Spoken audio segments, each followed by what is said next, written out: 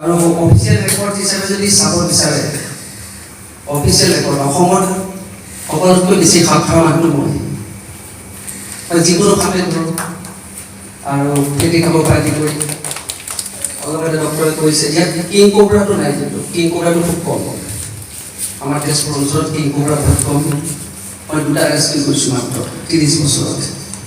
মোৰ জাৰ্ণিটো 30 বছৰ হৈছে মই 2 বছৰ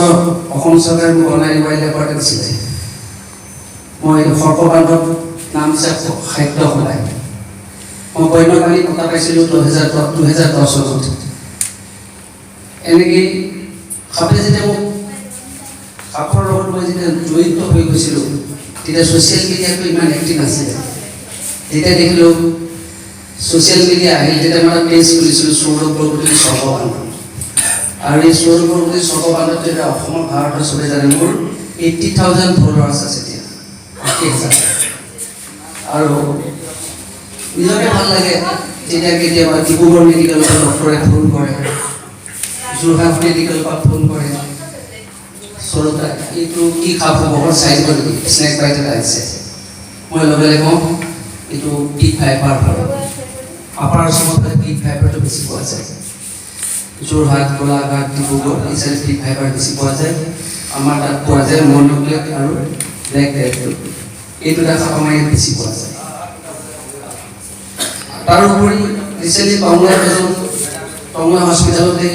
স্নেক কেছ এটা আহিছিলে বুলি ফোন কৰিছিলে ফটোটো হোৱাটছআপত দিছে সৌৰভদা এইটো চাইজ মানে কি খাম মই লগে লগে এইটো চিকামাৰী গুড স্নেক চবতকৈ বেছি বাইট কৰা স্নেকটো হ'ল উল স্নেক মানুহে ভয় খায় সাপে কামুৰিলে মানুহে কি হৈ যায় নাৰ্ভাছ হৈ যায় আৰু মই তেতিয়া হোৱাটছআপত যেতিয়া ফটোটো দিয়াৰ লগে লগে মই কওঁ যিহেতু উল স্নেক আপুনি চিন্তা কৰিব নালাগে তেতিয়া মানুহজনৰ মনত সাহস পায় আৰু সেই ভয়টো আঁতৰি যায় এতিয়া আপোনালোকে বহুত এটা উল স্নেকটো দেখা নাই উল স্নেকৰ মানুহে ফটো লৈ আহিছোঁ কাৰণ চবতকৈ বেছি মোৰ হোৱাটছআপ মোৰ মেছেঞ্জাৰ অহা ফটোখন এখন উল স্নেক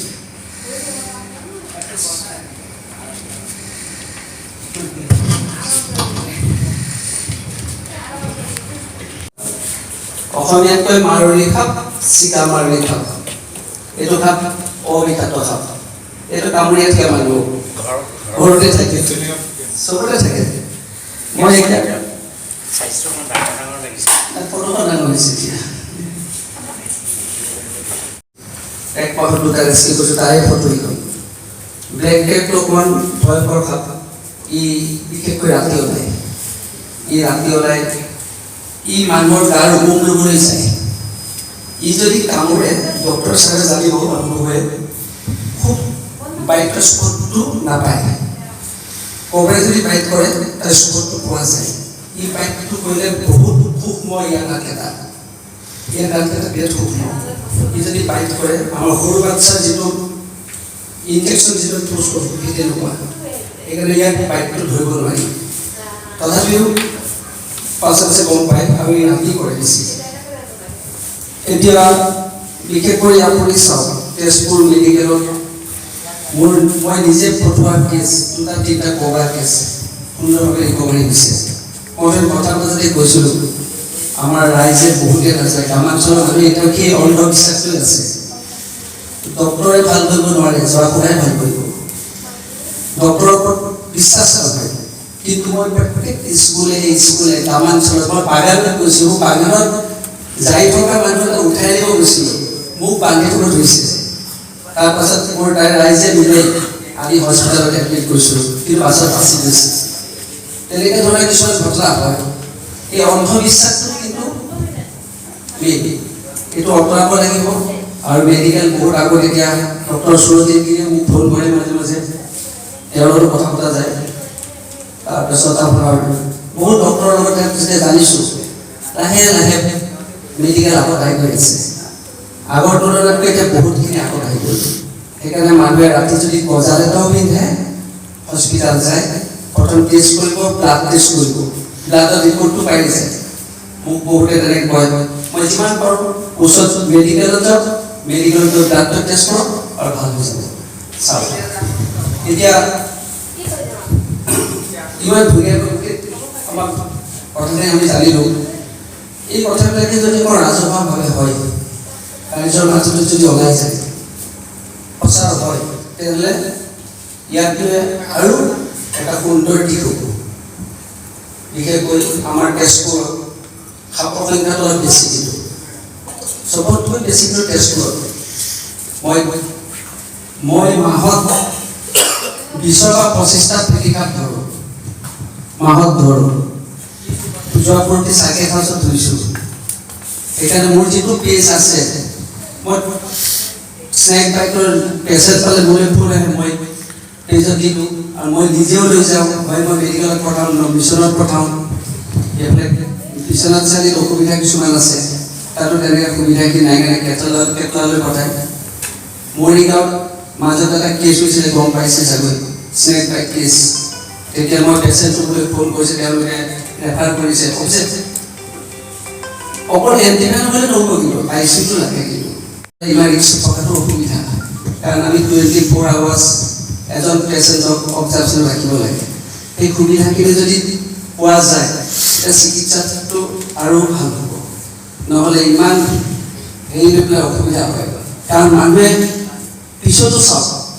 পেচেণ্টটো ভাল হ'ব বুলি হস্পিটেল আনি যদি পেচেণ্টটো কিবা ক্ষয় ক্ষতি হয় তেতিয়া মাজত সেই বেয়াটো কৰে বেছি পাব্লিচিটি হয় আৰু সেইকাৰণে আমাৰ অসমত এতিয়াও অন্ধবিশ্বাস তেনেকৈ আছে এতিয়াও যদি সাপে ফুটে নদীত ভুৰ বান্ধি উমাই দিয়ে আমি কিমান পিছত আছোঁ মই Bengaluru Tata institute of technology চায়েন্সত গৈছোঁ মোক মাতিছিলে তাত WWF মাতিছিলে লৈ গৈছিলে হাতীৰ হেৰি এটা কাৰণে তাত মোক কুৱেশ্যন কৰিছিলে আমাৰ এই সাপৰ জৰা ফুকাটো তাৰপিছত মই তেওঁলোকক প্ৰজেক্টত আমাৰ ভিডিঅ' আছে দেখাইছিলোঁ যে আমাৰ ডক্টৰে কেনেকৈ চিকিৎসা কৰি ট্ৰিটমেণ্ট কৰি সুস্থ কৰিছে এটা তাৰ মোৰ লাগ ভাল আছিলে কিছু লাগে মোক ব্যৱহাৰ কৰিছিলে তাৰ 2 মাহৰ আগতে মই এটা আঠমহীয়া বাচ্চা স্নেক বাইট কোব্ৰা বাইট আপোনাৰ নগাঁও আনি পেলাই মিছনত এডমিট কৰিছিলে স্নেক বাইটৰ ট্ৰিটমেণ্ট যেতিয়া কৰিছিলে আঠমহীয়া বাচ্চা ডক্টৰে কৈছে এণ্টিভেনমৰ কথা পেৰেণ্টছক এতিয়া কনফিউজ কৰিব লাগিব পেৰেণ্টছক বুজাব লাগিব বাচ্চাটিক এণ্টিভেনম দিব লাগিব তেতিয়া ডক্টৰে মোৰ লগত কথা ডাইৰেক্টৰে মোৰ লগত কথা পাতিছে মিছনত সিহঁতৰ গোটেই মানুহখিনিৰ লগত আমি বুজিছোঁ যে বাচ্চাটোক যদি বচাব হয় এণ্টিভেনম লাগিব কাৰণ কোব্ৰা বাইট যিটো এইটো আছাম নিউজত আহিছিলে এটা ডাঙৰ ষ্টৰী হৈ আহিছে নেশ্যনেল নিউজ হৈছিলে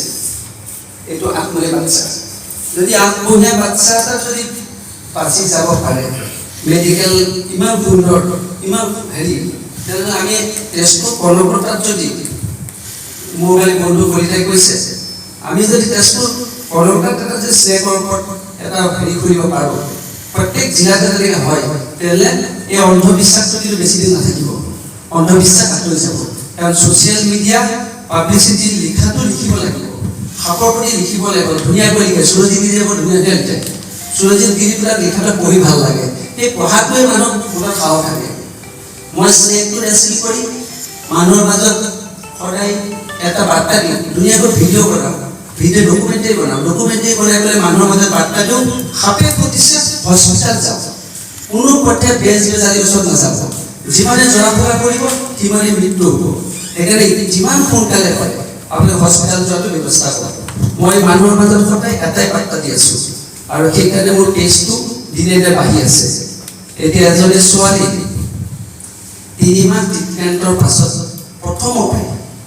প্ৰথমতে স্নেক বাইট কোব্ৰা বাইট হৈছে তাই ট্ৰিটমেণ্ট চলিল তাই ভৰিটো গেলি গৈছিলে গেলি যোৱাৰ পিছত লাহে লাহে ভৰিটো ভাল হৈছে এই ভিডিঅ'বিলাক যেতিয়া মই পাব্লিছ কৰি থাকোঁ তেতিয়া মানুহৰ মাজত এটা উৎসাহ আহে প্ৰেৰণা পায় যে সাপে বোলে ট্ৰিটমেণ্ট আছে মই তেনেকৈ ভিডিঅ' বনাওঁ মই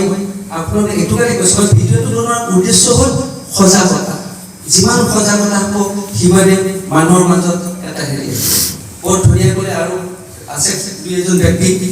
আৰু মই কেইখনমান মোৰ লিফলেট আছে যিটো মই ৰাইজৰ মাজত বিতৰণ কৰোঁ মোৰ তাত পেজটো আছে সৌৰভ বৰপতি সৰ্ববান্ধৱ সেইটো আপোনালোকে চাব আৰু যদি কিবা এটা ভুল হয় মোক মেছেঞ্জাৰটো পাই হোৱাটছএপটো দিব পাৰে আপোনালোকৰ লগত আমি সদায় আছোঁ কাৰণ মই আপুনি কৈছোঁ সৰ্পদৰ্শন আৰু ডাইনী অসমৰ দুটা অন্ধবিশ্বাস এই অন্ধবিশ্বাস দুটা অঁতৰাব হ'লে আমি আগবঢ়াব লাগিব আমি মেডিকেল লাইন আগত দিব লাগিব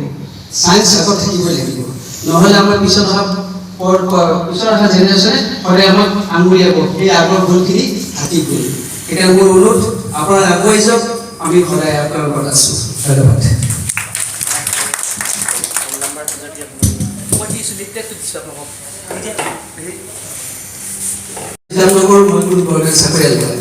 মই ৰাতি হওক দিন হওক মই যাওঁ মই তেজপুৰৰ পৰা গুৱাহাটীতো ৰেচিভ কৰিব গৈছোঁ ৰাতিপুৱা মোৰ নাম্বাৰটো আপোনালোকে লৈ ল'ব পাৰে 700